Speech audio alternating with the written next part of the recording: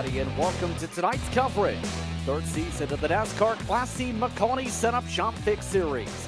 This evening, we're excited to bring you top split action for the weekly strength of field race for the virtual LA Coliseum in Los Angeles, California. Maconi Entertainment is here to bring you action for all types of racing. For the weekly Fast Friday series, no matter what you're racing, we can bring the action to life. My name's Justin Prince. Alongside me is Brendan Laster. DJ Lyon working the controls as our producer this evening.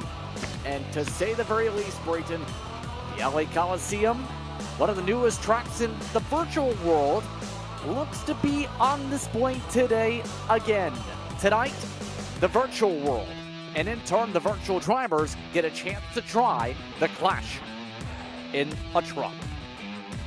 Yeah, not only is it one of the newest tracks on the sim, but it's one of the tightest tracks on the sim. Not even in the C6 series, in all of iRacing in general. I mean, this track is one of the most challenging and difficult to drive. And thankfully, the last of the short tracks for the C6 series, as you see the schedule there. But I think we're going to see a ton of cautions tonight, and hopefully a lot of good, clean racing. But I like to say yellow is the new green. We'll see how many times the yellows pop up today. Keep in mind, are at Los Angeles Memorial Coliseum, which opens since the 1920s.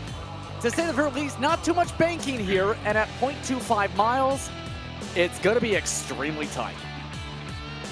And something to think about are the speeds. We're doing 13, 14-second laps here, which sound blazing fast, but that's only an average speed of about 64 to 65 miles an hour. It is not fast at all, so the speeds aren't really something you can expect to see here tonight versus some other tracks we go to. Look at the standings. Jack Mays enters this week as the points leader. Painted Howell and Ryan Andrew, along with William Melendez and J-Bo inside the top five. Dakota Lawn. Ryan Zimma fell back several spots after last week. Colin Keister, Matt Cucker just behind Zachary Mears as well.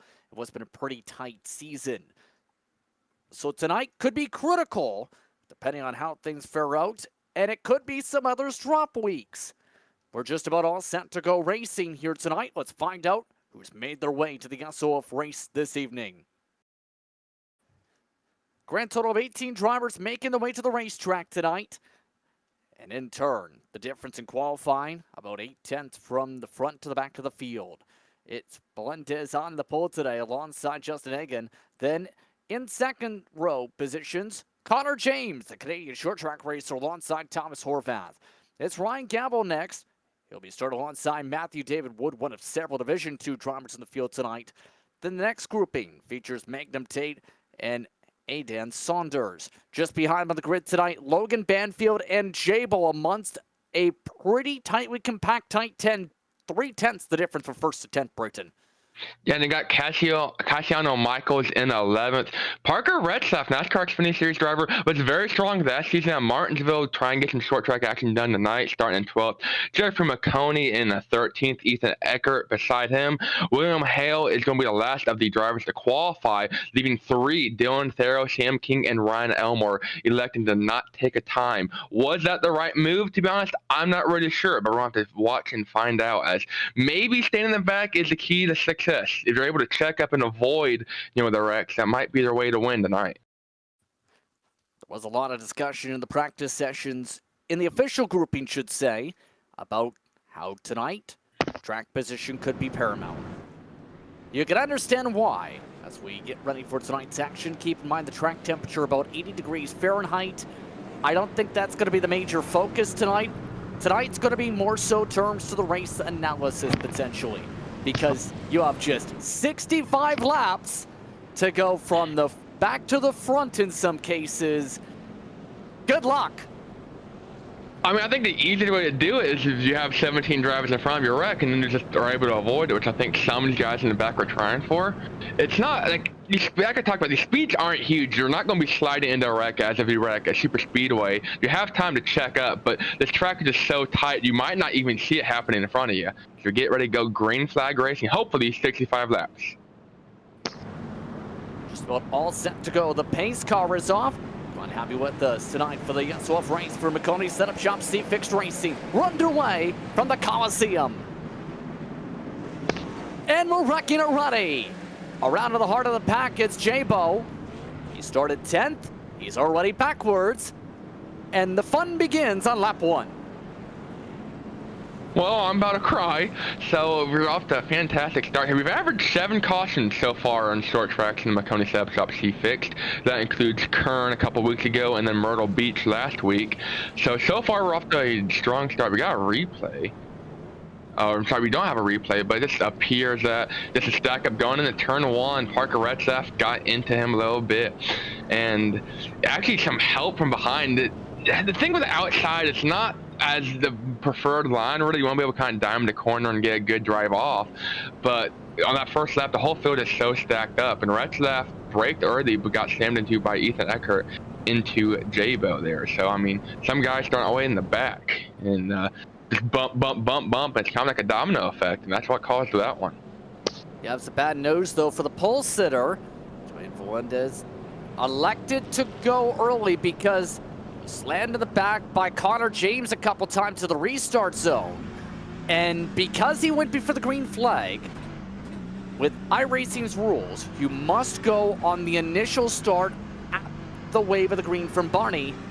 That means the 3 goes to the back. Well, he's got 60 or so laps, hopefully caution-free, knock on wood this time around, to figure it out and make his way back up front. He's got the speed. He qualified on the pole, so definitely a change of events.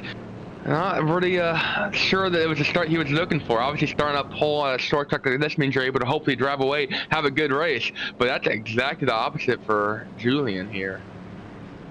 So that puts one of the NASCAR Canada Series drivers up to the front of the field now in James. He is somebody that's raced in that scene for about the past 3-4 years or so, also races legend cars. As we get set for the situation at hand, I look to see how the 2021 United Racing Series Rookie of the Year plays things out as we get ready for the green. Julian coming down pit road to see him. Pit road here is very confusing too, with it being kind of in the infield, but it's a very tight infield. So I don't know exactly what that penalty he has to serve. He might be serving it though now, but definitely gonna miss the start of this one. Green flag is out. Everyone back underway. James tries to hug the bottom. Retzlaff gets sent into the pack like a pile of Legos. And everyone is finding ways to build damage to their trucks. We're under yellow again. That was identical, actually. The exact same way that happened. Even had almost the same drivers involved, and even had a couple of them. But they're just so tight. Going into turn 1, I feel like if we can make it past turn 1, these drivers are going to be A-okay getting through. But this one person breaks a little bit earlier than expected and just stacks up the whole field like dominoes. And there they go wrecking Retzlaff, though, with the probably most damage out of that one. That's got slammed into from behind in the right front into the wall. Everybody and their grandma involved in that one. Let's take a look at the replay. And it's going to be a fun time, if you can't already tell, for some. Retzlaff got bumped from about the 10th spot for the caution. There's William Hale doing the bumping. So there's also a bit of a checkup in front of him too. Seemed Matthew Wood braked a little bit earlier than they were expecting. He was 6th and 3rd on the outside. Logan Banfield didn't really have time to react, and the Retzlaff was able to kind of make some room, and Hale just wasn't, I guess, expecting. And Ethan Eckert too, who was involved in that lap 1 incident with the Retzlaff, slides into everyone and gets some more damage. So something too about short tracks, the damage really isn't that catastrophic. It's not going to kill the track. As we see, I believe it's Paredes coming out of the pits. I'm sorry, J-Bo coming out of the pits. Julian has gone down a lap from that penalty he got, but thankfully because of that caution, he should only be 1 lap down. He is the only driver a lap down. In fact, J-Bo now at 17th, trying to get some repairs done. Now, this is one of those types of racetracks where pit stops could very well be difficult, obviously. After all, in the rear-wheel clash, live pit stops weren't necessarily a focal point in the infield. And that's something that's going to be interesting. We see at Bristol with these larger fields, it's possible to even go a lap down under caution. So if pit stops do come into play, we do got to get some green flag racing down, of course, as they're getting ready to go back green once again. That might be interesting, though, to see who goes a lap down and just how quick they can get back out on track. Let's try this again. We've ran an 1/8 of a green flag lap so far. Underway again. And we survived turn 2. It's a clean restart. Connor James clear into 3. We've made a 1/6 of a mile almost so far. We are going to get a single green flag lap, and Connor James leads his first lap, but they're wrecking big. That's Ref and the others involved coming off of turn 4. So far, so good. Maconi trapped 3 wide, and there they go spinning in the backfield. Still no caution. Wow. There it is. Don Thero was stopped on the racetrack. Mike Gels had a significant contact with Parker Retzlaff, and we made it a lap. But bumper cars ignite. I think Parker Retzlaff was just trying to take Maconi out to dinner, and everyone else kind of slid in there trying to get a piece of the steak. I mean, it was definitely some bumper love. I mean, these short tracks, you gotta be aggressive, you gotta make the move, but you can't just really plow through or go through a hole that isn't there. You know, you don't want to make your own hole. I hate to say it, but we're already 16 laps into this one. We are winding down the laps, less than 50 to go. It sounds like a lot, but that's kind of where the initial checkup began. Maconi was pinched 3 wide there. That's, I believe, Cassiano Michael just saw it get spun. And that's someone stuck in the middle. I'm not 100% sure who that was, but definitely not an ideal part. I believe it was Eckert. Ethan Eckert, yes. Just gets forced 3 wide there. Nowhere to go. And it's been an interesting race so far, as here's Magnum Tate. He's already up to 3rd after starting 7. He survived the chaos, and he's driving with one of Cosman and Shoe's paint scheme designs today. He's been able to make it through all the flames and trials throughout the heart of the pack tonight. Well, we only got, 48 or so more laps to go. I'm sure it's probably not going to look that clean here in even a couple laps of how quick things can change at the Coliseum. But Connor James so far, out front and on center. I'm not really sure if it's on center, but also benefiting from these cautions. Julian Valadez, who seemed to get a new last name every time I pronounce it, back on the lead lap. So we will see him finally start to work his way back up through the field as he can finally contend to hopefully make up some of his lost spots. And let me tell you, if I'm a driver like him, I'm going to be absolutely hard charging as fast as I can to make up as many spots. It's both getting ready for the restart. Ryan Gavel looks to set things up from the 2nd spot here. And that's actually a throwback to one of Angie Petrie Racing's former paint schemes. If you remember back, the 33 car that existed in 2001-2002. So far, that truck, 5th to 2nd, looks to try and find a way to keep up with James from the outside spot. Having that starting spot, getting to go when you want in the restart zone, definitely a key to success here. And we'll see Connor James do it once more. Green, back underway. Tate looking for 2nd. A bunch of drivers scraping the wall in the backdrop, but Gavel clears for 2nd.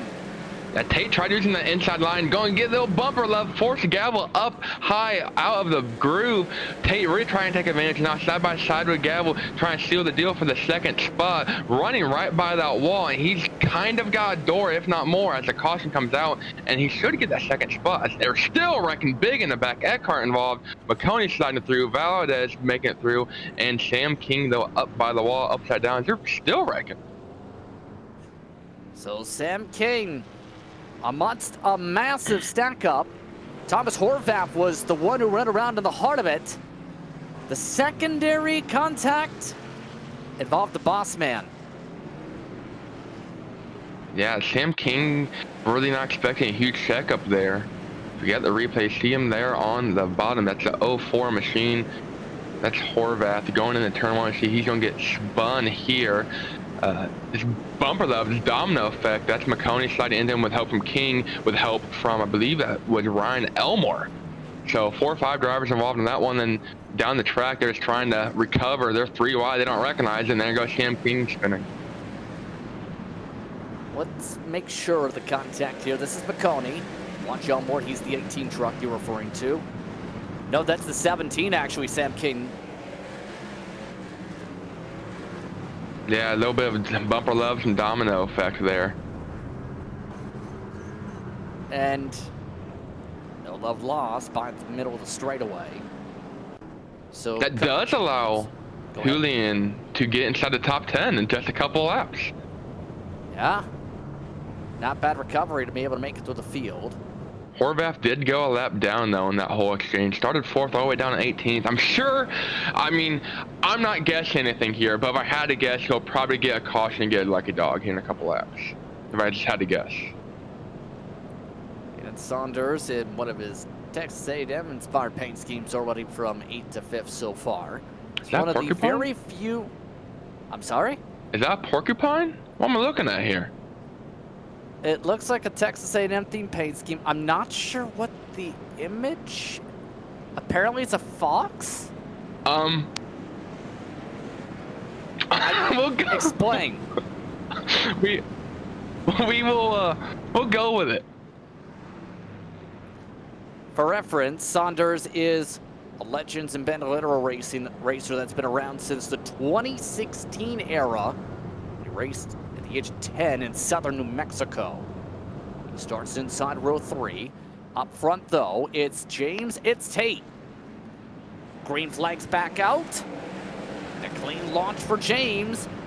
Bumper cars already on for the battle for second. Tate looks to run.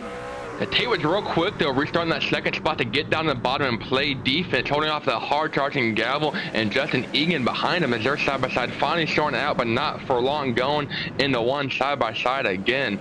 Gavel really using that inside line up by the wall, almost touching some of these laps, using every bit of track he can. Gavel able to clear, near contact and near trouble. There is trouble in the back of the field again. And the 16 and the 17. Become acquaintances this time, and we're under caution again. Cassiano Michaels and Sam King getting that one. Hey, Thomas Horvath to get his lap back, though. So let's take a look. I saw some dust come off the wall. Retzlaff there got shoved up in the wall. That's a 51 on your screen. Oh, yes. And everyone's kind of stacked up in the backfield. Maybe separate incident since... I'm not really sure how Sam King went around there. A couple of them. As a matter of fact, Sam King picked up a black flag. I think he hit a pit cone possibly on his spin. Also, Ryan Elmore came back down the pit lane. He pit last caution. He's now losing laps. At least one lap lost as a result of it coming down to the lane. So, we're already at the halfway mark. Boy, has this race flown on by. It's James, Tate, and Gavel, your top 3. If you're keeping track, because let me tell you, I sure am for you. 5 cautions so far for 23 laps. So, I mean, you gotta really have a sense of urgency because you don't know when that next caution is gonna come.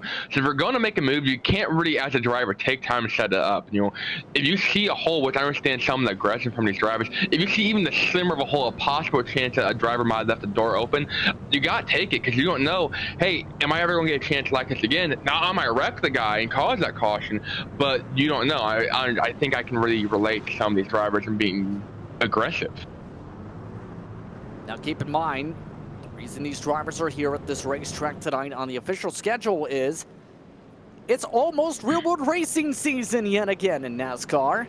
And it starts things off in just a few days' time with the Busch Light Clash at the Coliseum. Keep in mind the Coliseum hosting it for the 2nd or 3rd year now on February the 4th. And this year should be an interesting one yet again for the Cup Series drivers. Whether it's exciting debuts, or exciting racing, or exciting LCQ action. Of note, Colic Racing announced earlier today they would put Josh Williams in the 16 car for his Cup Series season debut and team debut. The NASCAR Mexico Series also joining them this year, so I think that would be pretty exciting and definitely opens the door for more series to come and make a big name as we get ready to go green flag racing once again, hopefully this time to seal the deal. Green, green, green. Here comes the charge for second. The associate producer for Racing America, Ryan Gabble to second. They nearly wrecked behind him again. He getting stalled out by the wall. Yeah, it's Justin stalled in the wall, loses every single spot to the field. Still green, but Ryan Gable continues to be in second. Someone went down the pit road, got turned down there as Retzlaff using that bumper to charge through the field and try now take second from Ryan Gable. Just doing the same thing right now. Huge sense, nearly the back end of Hale, nearly too strong. Saunders nearly turns him around. The battle you mentioned, though, is on for third on forward. Retzlaff trying to find a way to charge this, our longest run of the race, and it's over. Caution flag is out. We're back in our yellow. Logan Banfield collecting Thomas Horvath this time in the battle for 13th in front of the leaders. Oh, Horvath just got his back, or his lead the lap back. He's running in the 16th spot, I believe, at the time, around there. So this might be interesting to see what happens to the back of the pack. So let's take a look. Lots of smoke already. Going into 3, that's Logan Banfield. Just a little bump gone wrong. I don't think they were expecting to be that tight coming off the corner, or as we got beef. Wow! Logan Banfield showing his displeasure. Boys and girls, we got beef. That's once again, that's Thomas Horvath in that pink machine right behind him. Now kind of paying the favor back. This might get saucy. See what I did there? It's a pizza reference. I think saucy is an understatement. A reminder that this is an official series race. So, let the ramifications for that settle in, possibly. Coming at 23 to go, though. Dylan Thero just elected a pit. All while James continues to dominate up front. 41 laps led. He's led every lap. Remember, that's because the black flag essentially cycling the official spot away from our pole sitter in the 3. We talked about a driver coming down pit road. That was Sam King, who was involved in an accident a couple of cautions ago. He decided to pull in for the night, park it, go home, and make a sandwich. So Sam King will be our first DNF. As we got more wrecks on track, Thomas Horvath to stop to let the field by. And I believe the 3 of Julian Valadez just didn't expect it and slammed into the back bumper. So I don't think it was intentional. I just don't think he expected him to stop. Julian, speaking of, up to the 6th spot. I don't even know what's going on at this point, but it's race 1 of the week. We have a full week of action if you want to join in on the fun here at this racetrack in the iRacing service. Be sure to find Maconi Setup Shop C-Fix Series Split today and count how many cautions on all your hands. Connor James is in control. He's waiting for the green most of the time. They scrape paint again. Retzlaff shoves him forward as they battle up front and wreck for second and third. Gable into the wall. This is going to get big. Here comes the rest of the field, and here comes the Tempers. This definitely going to end pretty. We've seen Retzlaff, be aggressive on the starts, but I mean, you can't blame every driver. You gotta do what you gotta do, make up room. And being that 3rd driver on a restart, I feel like kind of gives you an advantage by having an inside line as you can get the start time correctly. So, I mean, no blame there. And then just, I mean, field kind of stacked up behind them, a little bump gone wrong, going into turn 1 to get a replay here. Let's take a look. Great restart by Retzlaff. Everyone else, not so much. That's Tate that got into the back bumper of Ryan Gable. And then everyone else kind of slides in there. It was a quick caution, thankfully, because that could have been real ugly. I mean, they were 4 or 5 wide there trying to recover. But that does put Retzlaff now kind of in that catbird seat to lose it all. As William Hale up to 3rd kind of gets the opportunity to do the same thing that Retzlaff just did to Ryan Gable. Here's a look from the pack. gets tight real quick. No damage there. Like we talked about earlier, damage isn't necessarily a huge deal here. I mean, you can not have a front bumper and still be competitive. We saw at Martinsville, last season, Retzlaff, one of those drivers in the S.O.F. Martinsville race, very strong throughout the entire race, ran top 5, and showing once again, kind of tonight, why these drivers certain drivers seem to excel at short tracks. And I think it just comes to knowing when to make a move, being smart, but being aggressive, and not really having to wreck your way through the whole field, but being able to avoid the wrecks. Keep in mind, tonight's S.O.F. 4,052 is the estimate. I'll let that sink in.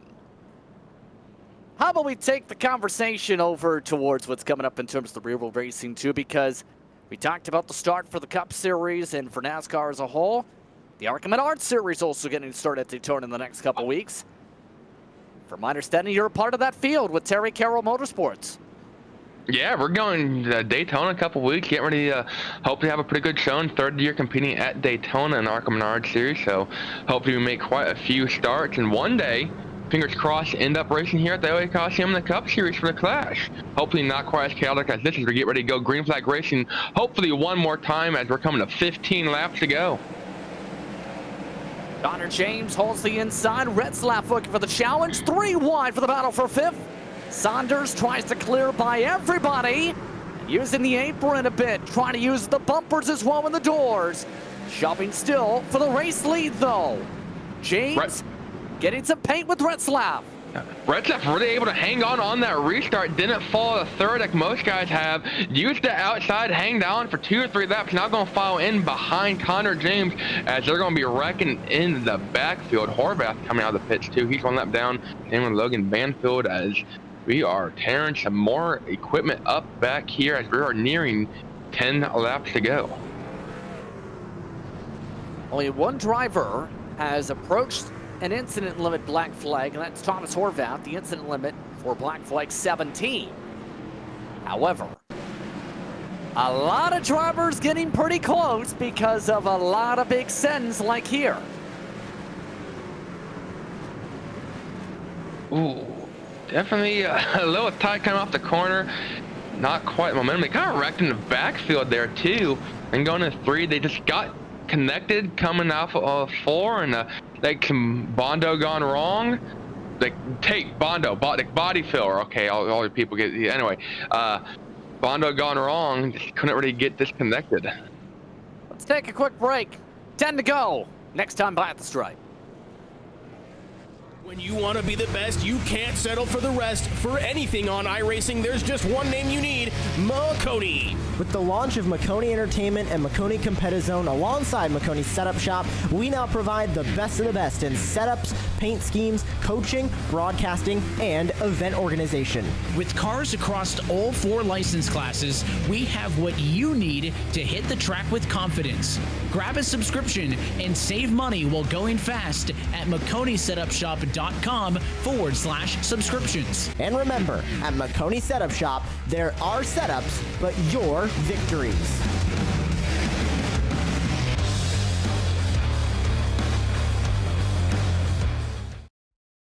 Racing isn't easy, but experiencing it is. iRacing puts you in the driver's seat with the industry's leading sim racing game. Drive on laser scan replicas of the greatest racing circuits from around the world. Go head-to-head against other drivers chosen by skill-based matchmaking to ensure competitive racing at every level. Compete across all your favorite series.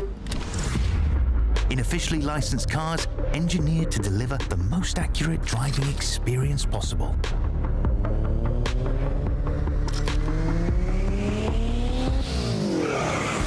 Join a race or host your own with players from across the globe. Race against the computer or in a league with friends. Welcome back to the LA Coliseum. 7 laps to go. Connor James in control. Parker Retzlaff trying to find a way to poke on by. It's the NASCAR Canada Series driver battling with the NASCAR Xfinity Series driver for the lead. Side by side for third on back. We've seen Redsef be able to use that high side if he can get there. We're gonna have another caution. This should set us up for a natural green-white checker. We do have an overtime green-white checker if we need it. I'm sure Redsef will be extremely aggressive, given a chance that he will now be restarting that front row. We've seen him be aggressive, be able to make it stick on the outside. He's gotta make it last for just 2 laps to get ready to go green flag racing in a couple. We're gonna get a replay. And this is Ethan Eckert. His first time tonight being in the highlight reel. Yeah, he was going around before contact, and that's one thing some people haven't touched upon, or we haven't seen the chance to touch upon yet. You're talking about the potential, a lot of tire spin when you're going that slow off the corner. There was Julian Valedas getting into him there, so Julian up into 7th actually. So decent little recovery for him. I'm sure he was thinking about all the I rating he was about to lose as the 9th caution for anyone trying to keep track at home comes on out tonight. This might take up our overtime green white checker. I'm not entirely sure. We're gonna find out here in a lap or so. We only have 1 in the bank, but Jeffrey Maconi though, currently inside the top 10, still looking for his first Maconi setup shop C fixed S.O.F win of the season. So tonight probably not his night unless we have a catastrophic one, but I wouldn't definitely put the odds past it. So already in position for the restart. Thomas Horvat, the only driver's laps down. Also of note, Aiden Saunders has picked up a black flag for incident points. He's running 6th. And we have now reached the trigger. Official green-white checker territory confirmed. This is the restart to decide the race. I'm sure we're going to see Redsef be extra aggressive, because if we do get a caution before that white flag lap, that is the race. Doesn't matter, you know, if they're still side by side, whoever has a nose out, that will be your winner. If we make it to a white flag lap, at that point, everyone's putting the handcuffs on and preparing themselves to go to war, because it's a race back to the checker at that point. And a track like this and the racing we've seen tonight, I'm sure it will not be clean. 1 to go. Connor James looks to control the field on the inside. The one-time Ontario Sportsman Series champion looks to try and get himself the win tonight in S.O.F action and C fixed. Parker Retzlaff looks to pull off of Martinsville yet again. Green, green, green. 2 laps to go. Half a mile to go from the Coliseum. James actually a little bit late on that start. Redsef was hanging on, going to get the opportunity though, going into turn 3, and that's the race as they're wrecking them back. Connor James going to see the caution flag and the checkered as I believe he comes around, sees a wreck in front of him. They're still piling up the whole field there. That's Ryan Elmore and Logan. Logan Banfield not happy. He floors it as that is a DQ possibly for him. They are still wrecking as Connor James takes the Yo and Checkered together and takes the win. He ends up leading 67 laps tonight. One of the more dominating performances we've seen in the S.O.F races. So 10 cautions overall. And the reason you see the smoke is not because the leader, it's because Magnum Tate celebrated the victory for the full final pace lap. And now they're wrecking under the cooldown lap. What a finish.